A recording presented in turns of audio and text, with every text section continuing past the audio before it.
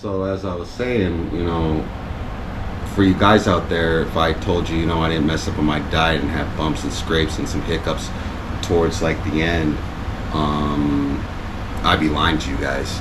And I know, through some of the progress photos and things that I'd share on my IG, just for the some of you guys can see, it happens. So, again, these are learning curves as I go more into this prep and everything else like that for the next one. What triggers, sometimes being better prepared, understanding that as body fat depletes, the immune system, the immunity, and things of that nature, sickness can happen. Next time, be more active, not be at home as much, even though because the last thing you want to be is like at home, where even though we don't have like a lot of junk food, and it really wasn't a lot of trash food, it just was the overconsumption, because you go through these things that when you're hungry and things of that nature, the body wants to feed. And when you're at a calorie deficit and you're reducing your carb intake and reducing your fats, increasing proteins, and even though the body's shaping, it happens. So, that I just wanted to kind of like just let you guys, the viewers, know that I had some hiccups along the way.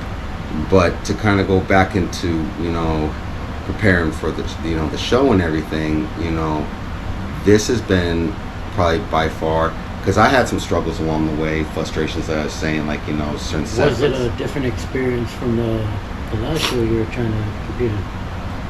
I want to say yes and no, because this time I wasn't like under someone else's thumb, and I wasn't financially strapped, meaning I had obligations and stuff. So,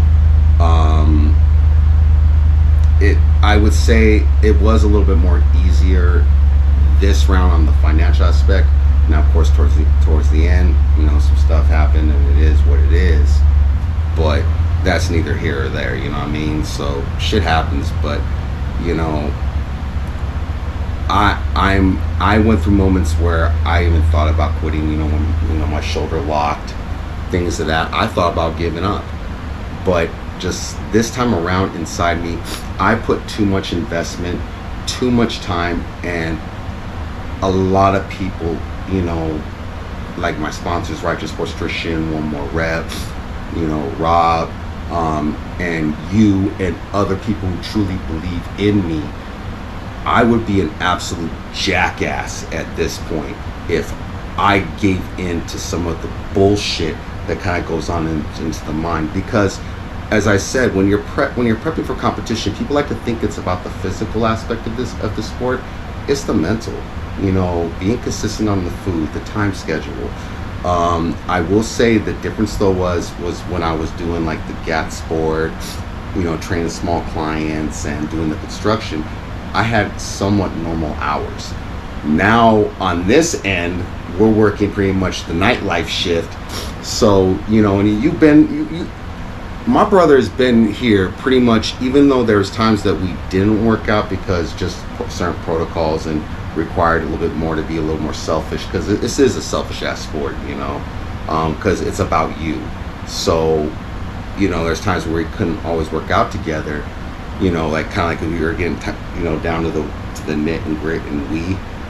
But nevertheless, though, we live together. I live in your home, you know what I mean? So to watch me, through the food, the diets, I mean, I know it seems pretty tough, man. I mean, I know this interview's about me, but you've seen it. You seen. I mean, let them know you seen me. Have to get up and get these meals in and cook ahead of time and prep, meals, and working late nights and still making it to the gym regardless, and doing your thing, man. The cardio game on top of that.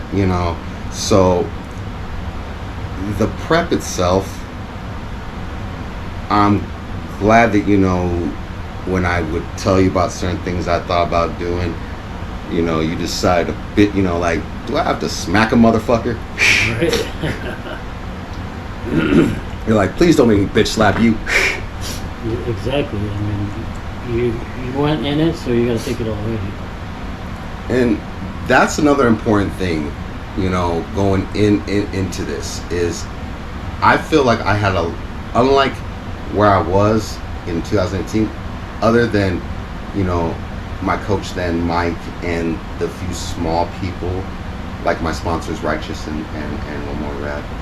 And, you know, I didn't have a lot of encouragement, you know, I didn't have that kind of, you know, camaraderie or that brotherhood, that kind of that grounded support like I did for this one, you know, to be actually home, not in our hometown, Riverside, but to be home with people that really want to see you progress in this and really take it to the next level, you know, to have this whole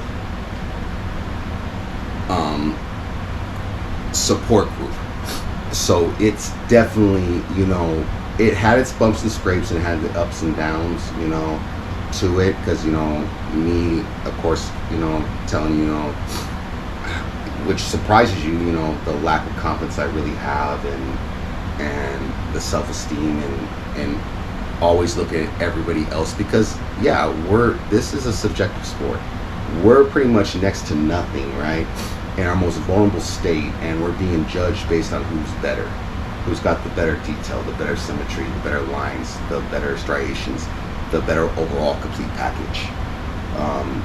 Different divisions in our sport, which you know you've been kind of like watching with me, the videos and stuff like that, and the competitions, and kind of seeing different, because mostly we stick to the Bible, and I'm not to criticize or anybody. I'm not, you know, I mean, I don't really, you know, I mean, I have friends who do compete, you know, bikini or do figure, or I have friends who do men's physique, like, you know, like my coach Rob, you know, and a few other friends, you know, that I know, like Spencer and a few of those guys, and then, you know, Grant, you know, the gentleman I would just kind of give beat down sessions to, you know, he does classics. So if they're in the show, I watch them, but outside of that, it's pretty much bodybuilding.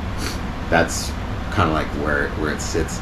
And back then, I didn't have a full scope understanding going into prep, but understanding how important, you know, having a sports doctor, you know, is, as far as like getting deep tissue and recovery, you know, working with